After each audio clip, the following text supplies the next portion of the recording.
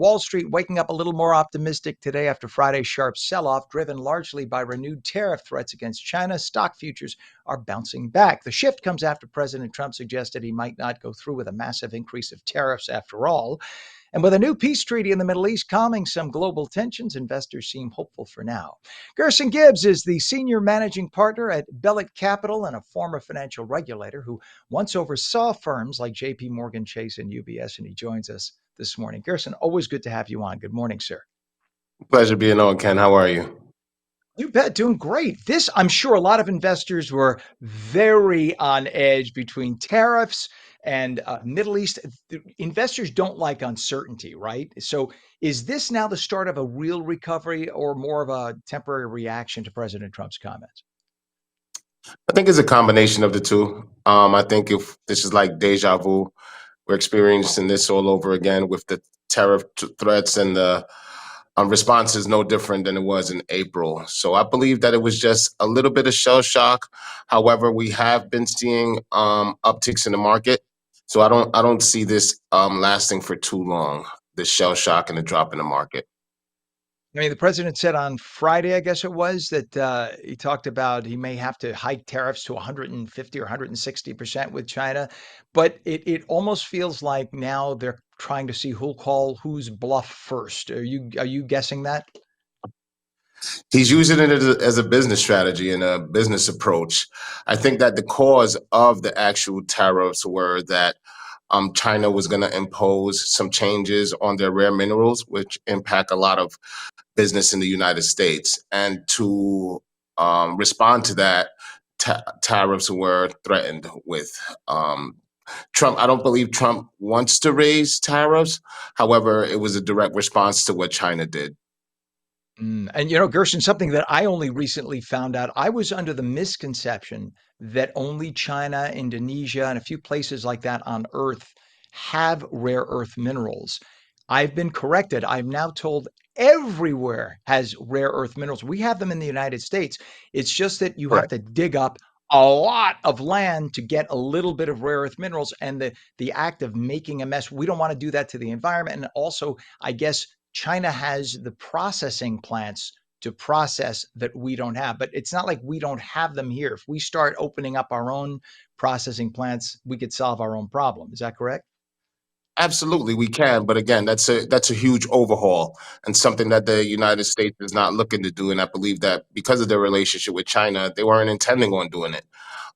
There's been a constant back and forth, beautiful love story between China and America, and I think that this is just part of negotiations in business. You notice that TikTok was handled a couple of weeks prior to that with them. So I believe that this is just China and the United States going back and forth, two very powerful people in power, and this is how they go about handling business.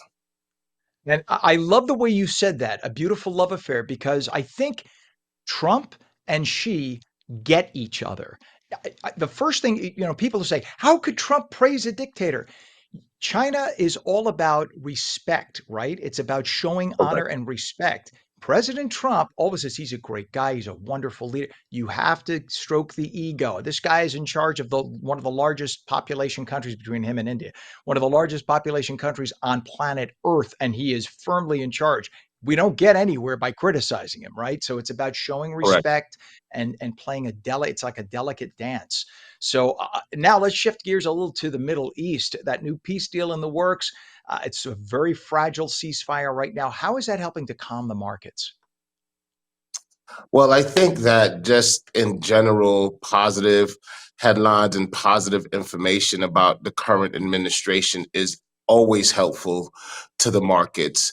In addition, just in the Middle East, we do a lot of business in the Middle East with relation to oil. I think that might change the markets up a little bit, bring some positive uptick to the markets.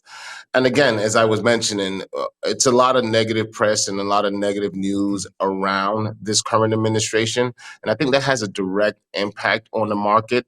But because of this particular scenario and this peace treaty that he was able to assist with, I think that it brings a lot of positive news and in return is going to help the markets. Yeah, I'm with you 100%, 100% on that.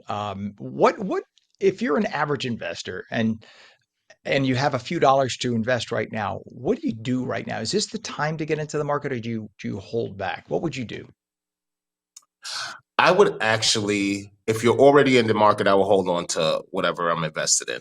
If I'm not in the market, I think it's a very good time to get into the markets.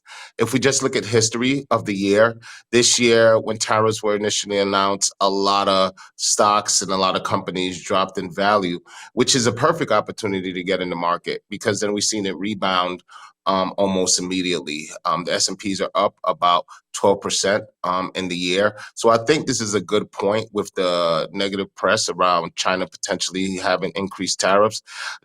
Stocks are dropping a little bit, and I think it's a good time to jump in.